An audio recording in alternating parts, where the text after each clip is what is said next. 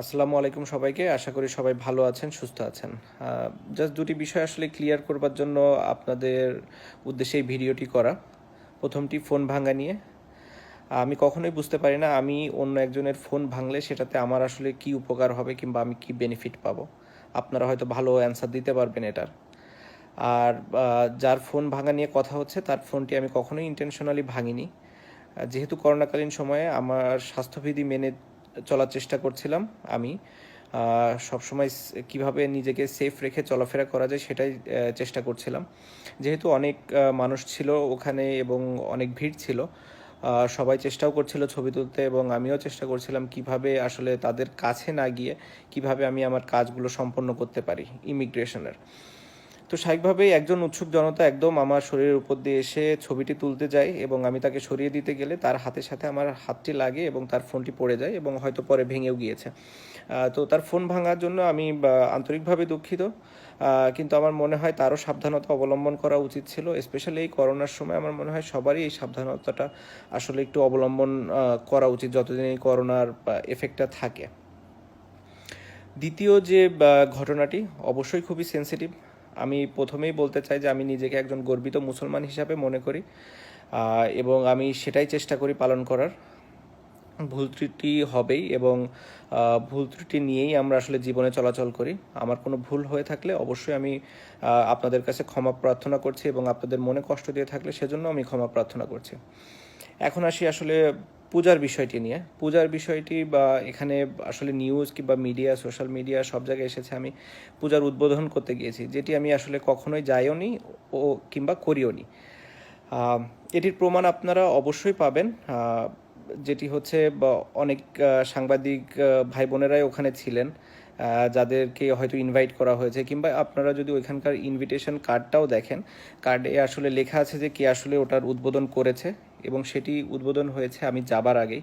এবং যে জায়গাতে আমাদের প্রোগ্রামটি হয়েছে, আমাদের অনুষ্ঠানটি হয়েছে, সেটি অবশ্যই পূজা মণ্ডপ ছিল না এবং পাশে আরেকটি স্টেজ ছিল, সেখানে করা হয়েছিল এবং পুরো অনুষ্ঠানটি আসলে সেখানে হয়।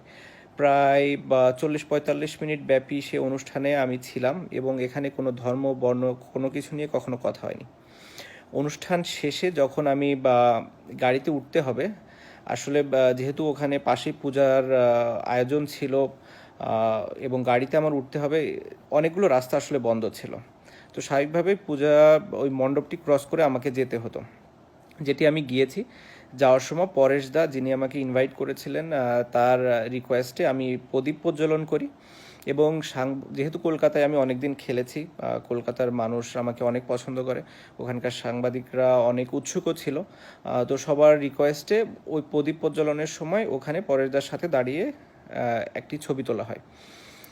ছবি তুলে যখন যাওয়ার সময় আসলে সাংবাদিকদের সাথে আমার যারা নিরাপত্তা কর্মী ছিল তাদের একটু বাদবিতণ্ডাও হয়, একটু হাতাহাতিও হয়। সেই ঘটনার কারণে আসলে আমরা ওই দিক দিয়ে আর যেতে পারিনি, পরে আবার ব্যাক করে অন্য রাস্তা দিয়ে গিয়েছি।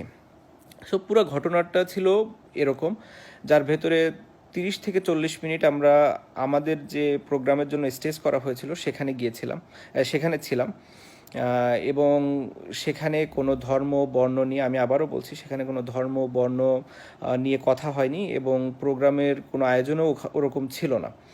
হ্যাঁ, যেটা হয়েছে যে 2 মিনিটের যে সময়টা আমি ওই পূজা মণ্ডপে ছিলাম সেটি নিয়ে সবাই বলেছে এবং তারা ধারণা করছে যে আমি পূজার উদ্বোধন করেছি, যেটি আমি কখনোই করিনি এবং একজন সচেতন মুসলমান হিসাবে আমি করব না। তারপরেও হয়তো ওখানে যাওয়াটাই আমার ঠিক হয়নি। সেটা যদি আপনারা মনে করে থাকেন, অবশ্যই আমি এর জন্য আন্তরিকভাবে দুঃখিত, ক্ষমাপ্রার্থী এবং আমি মনে করি যে আপনারা এটি ক্ষমাসুন্দর দৃষ্টিতে দেখবেন এবং ভবিষ্যতে আমি এরকম কোনো ঘটনা যেন আর পুনরাবৃত্তি না হয় সেটিও চেষ্টা করব। আমি তারপর আপনাদের ইনফরমেশনটা একটু ক্লিয়ার করবার জন্য আমি বলে দেই যে কি আসলে পূজার উদ্বোধক ছিলেন। এখানে আমার কাছে ইনভিটেশন কার্ডটাও আছে।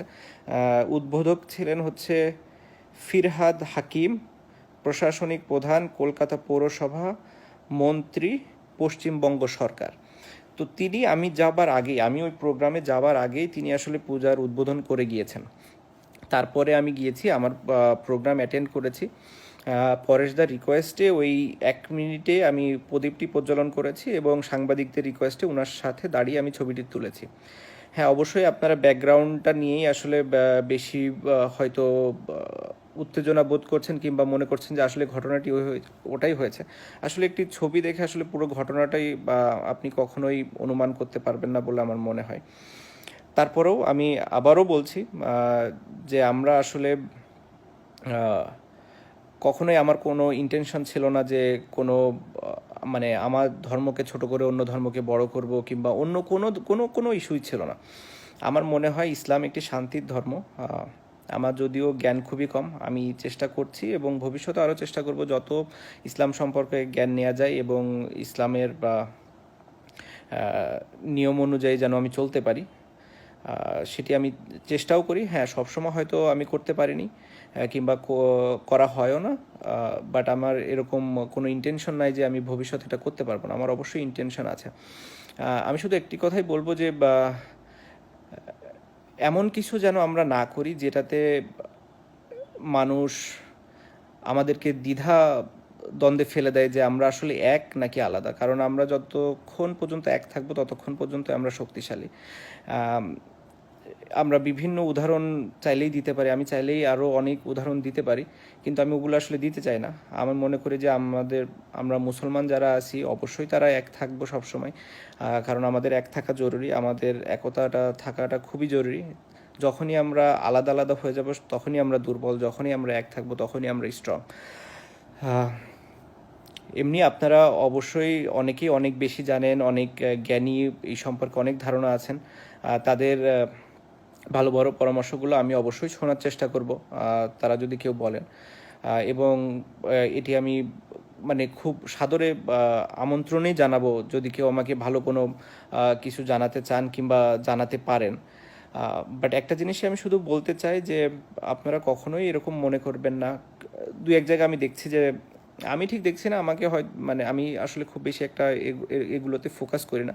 তারপরে অনেকে বা অনেক কিছু, যেহেতু এখন আসলে সোশ্যাল মিডিয়াটা এমন একটা পর্যায়ে চলে গেছে যে আপনি চাইলেও অনেক কিছু ইগনোর করতে পারবেন না। তো আমার নামের সামনে যেহেতু অনেকেই শ্রী শ্রী কিংবা সিঁদুর, প্রদীপ, মন্দির অনেক কিছু দিয়ে দিয়ে অনেক কিছু বলছেন, আসলে এটাতে আমরা ইসলামের কিংবা আমাদের ধর্মের কতটা উপরে নিচ্ছি না নিচে আনছি এটা আমার বোধগম্য না। তো আশা করি আমরা সবাই আমাদের জায়গা থেকে দায়িত্বশীল ভূমিকা পালন করব। আমি তারপরেও আবারও ক্ষমা চেয়ে নিচ্ছি আপনাদের সকলের কাছ থেকে এবং আমি চেষ্টা করব নিজের জায়গা থেকে দায়িত্বশীল ভূমিকা পালন করার একজন গর্বিত মুসলমান হিসাবে।